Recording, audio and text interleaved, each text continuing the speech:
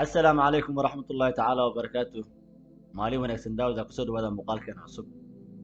Waxaa maalmihii ugu dambeeyay baraha bulshada Soomaalida ee la isweydiinayo qolada ay tahay Naadiye Maxamed.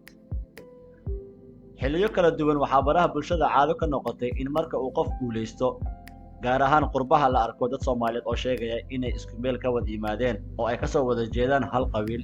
Kadib guushii Naadiye Maxamed oo loo doortay duqa magaalada St. Louis Park ee gobolka Minnesota ee dalka Mareykanka ayaa arrintaas markii la soo shacbaxday. waxaa baraha bulshada ee dadku ku xiriira si aad looga hadalhayay qoyska ay tahay gabadha, ayadoo qof walba sheegayo inay isku meel ka soo wada jeedaan. dhanka baraha bulshada dood badan ayaa ka dhalatay halka ay gabadhan ka soo jeedo. dad badan oo qoraallo soo dhigay baraha bulshada ay isticmaalaan ayaa sheegay inay isku qoys yihiin. mid ka mid ah dadka baraha bulshada isticmaala oo sheegay inuu baaritaan dheer u sameeyey kadib uu ogaaday inay isku beel yihiin. cabdiqani qiyaas oo ah mid ka mid ah dadka isticmaala baraha bulshada oo sheegay inuu baaritaan dheer u sameeyey kadib uu ogaaday inay isku qoys yihiin. waxaana qoraaladiis ka mid ahaa: baaritaan aan ilaa shalay waday waxaa noo soo xaqiijiyey in Naadiye ay tahay gabar reer hebel hebel hebel. sidaa darteed reer cadaado waxaan leeyahay raaligelinka bixiya sheegashada gabadha aad ku tilmaantay inay tahay reer xaaji. dhanka kale waxaa jira dadka qaar oo baraha bulshada isticmaala oo arrintan ku tilmaamay inay tahay wax aan wanaagsanayn, in Soomaalida ay qoys ahaan ugu faanaan qof isaga dadaalkiisa ku gaaray heer ama xil uu qabtay ay ku sheegeen mid laga fiican yahay. waxaana ka mid ah qofkan barta Facebook ku isticmaalo magaca caamcaam. marka koowaad waxaan rabaa inaan qiro muujinaya inaynu ummad ahaan sii micno beelayno kadib markii aynu qabiilaynay wax kasta. marka labaad waxaan u hambalyaynayaa gabadha Soomaaliyeed ee da'yar ee ku guulaysatay curin iyo hadaf ay lahayd. gabadhu waa midda ku guulaystay duqa degmada St. Louis Park ee gobolka Minnesota dalweynaha Mareykanka. aynu mid ogaano waxaa curinta keena guulaystayna ma aha qabiil la yidhaahdo habar gidid mase Marixaan, waa gabar yar oo ayadu dadaashay oo guulaysatay. doorka noogu furan waa inaynu guushaas bogaadino. carruurta Soomaaliyeed ee dariiq walba taagan, saddex ka mid ahna 72 saac ugu dambeeyey iyagu isdilay, inaynu ku dhahno Naadiye Maxamed ku dayda oo gabar Soomaaliyeed. waxaa sidoo kale uu qabaa su'aal uu ku sheegay: hal su'aal ayaa qaba oo runtii aan xiriir la lahayn dulucda qoraalka laakiinse aan u arko muhiim. su'aashu waxaa weeye, Naadiya dhowr gacmood ayay martay 24 saac ugu dambeeyey, imika ayay ku wareegtay.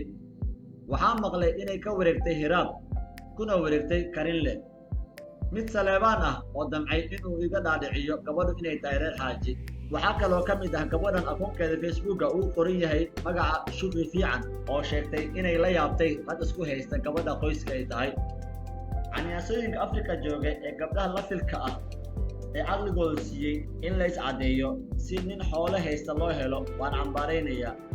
Naadiye midabkeeda ma doorin si ay nin u hesho ee maankeed ayay kobcisay, taasoo keentay in maanta raggu u baratamaan si ay ku heli lahaayeen.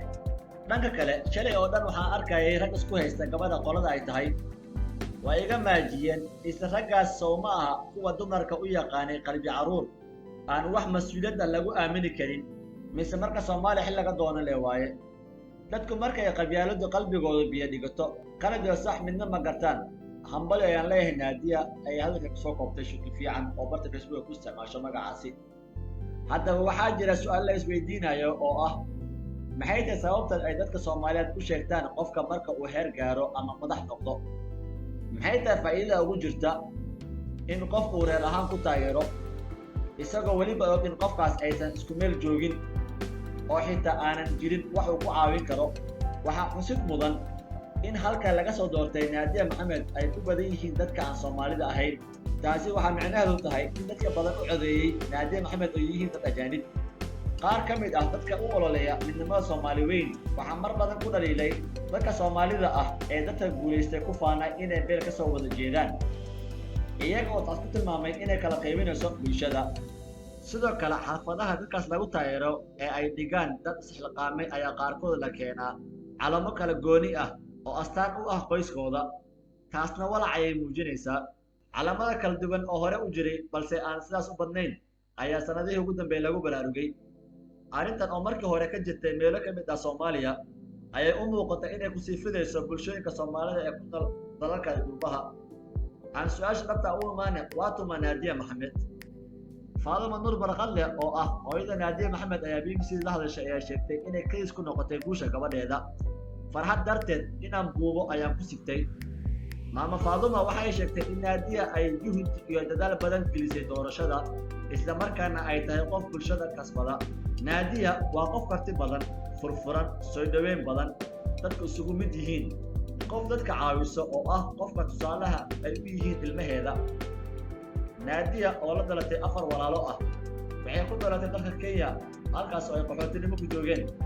waxay qoyskeedu St. Louisburg ka yimaadeen iyadoo 10 sano jir ah. hooyaday waxay ka soo qaxday Soomaaliya, Kenya ayayna timid. labada dalba ma ahayn meel ilmo lagu korsan karo, halka ayay noo korisay, waxayna doonaysay inaan nolol fiican iyo waxbarasho helno. naadiya habeen iyo maalin ma seexanin, waxay isku waday howlo badan. dad badan ayay sidoo kale garab ku siiyey.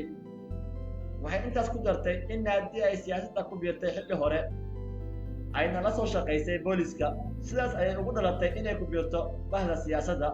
naadiya kaliya Soomaalida ma caawin, waxaa sidoo kale garab siiyey duqii hore magaalada oo hadda ku guuleystay ee loo yaqaano Jack Spano iyo sidoo kale bulshada ku nool magaaladaasi. aad iyo aad u mahadsantihiin daawadayaal, fadlan cusubta like saar